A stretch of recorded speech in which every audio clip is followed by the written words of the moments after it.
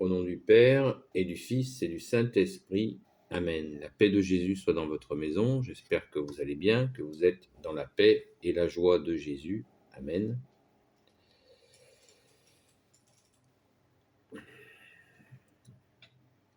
Bien-aimé Jésus, tu nous dis, je veux que vous ayez la vie et que vous l'ayez en abondance. Qu'est-ce que cela veut bien dire? Je ne suis pas prêtre, je ne suis pas curé, je ne suis pas moine, je ne suis pas diacre, je ne suis pas enseignant. Je considère que Jésus est notre seul enseignant. Ça n'empêche pas d'avoir un avis, parce que quand nous lisons les évangiles, eh bien, ces évangiles résonnent en nous par ta grâce, ô Jésus, toi notre seul enseignant, et c'est justement parce que tu es le seul enseignant que cette résonance est importante. Maintenant, on ne peut pas faire dire n'importe quoi aux évangiles. Les pères de l'Église les ont étudiés, surétudiés dans la prière, et on ne peut pas se lancer dans la libre interprétation au sens protestant du terme, c'est-à-dire dans un sens destiné à dynamiter l'Église. Donc nous sommes fiers d'être catholiques, pas orgueilleux, mais fiers d'être catholiques. Et bien sûr, le brave protestant de base n'y est strictement pour rien dans ce projet de dynamitage de la Sainte Église catholique par le protestantisme. Il n'y est strictement pour rien. Il y a des gens qui sont vraiment... Voilà, ils sont innocents de ça, il ne faut quand même pas exagérer. Mais la libre interprétation vient de ce projet, destiné à ce que chacun s'arrange de la parole. Et voilà, moi je veux quand même bien clarifier que je ne suis pas du tout dans cette optique-là. Et que Jésus nous a déclaré, vous n'avez qu'un enseignant, c'est moi. Donc c'est Jésus le seul enseignant, c'est bien pour quelque chose. C'est Jésus qui nous enseigne. H24, 24 heures sur 24, 7 jours sur 7, si nous le désirons, bien sûr, Jésus ne s'impose pas. Donc, quand tu nous dis, bien-aimé Jésus, je veux que vous ayez la vie et que vous l'ayez en abondance.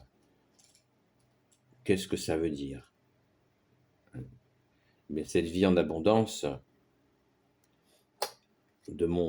à mon humble avis, la vie, Jésus nous dit, je suis le chemin, la vérité et la vie.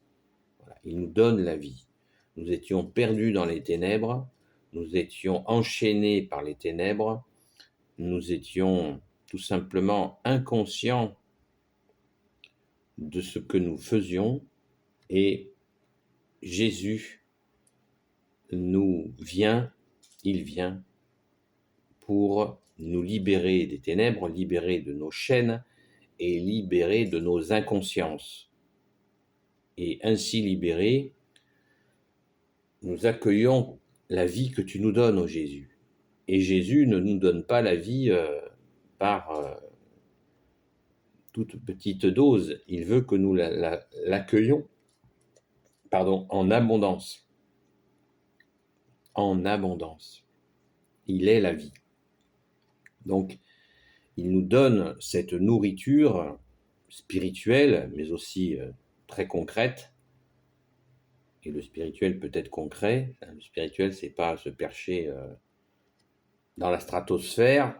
Le spirituel, c'est la vie de tous les jours aussi, puisque le but est d'apporter au monde cet amour qu'il a refusé, préférant les séductions de l'ennemi des âmes, l'amour authentique de Jésus, pas l'amour bibliothèque rose, bisounours, le véritable amour, l'amour qui dit oui, l'amour qui dit non, l'amour qui construit, l'amour qui est salé, mais qui est solide, l'amour de Jésus, bien sûr.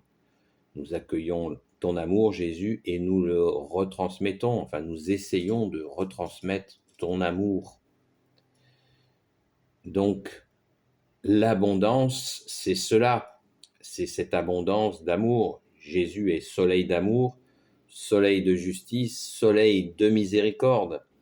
Donc, à nous d'accueillir ces trois soleils, je vais dire, et ne me reprochez pas le mot soleil, c'est pour donner une dimension extrêmement puissante, mais c'est bien plus que le soleil.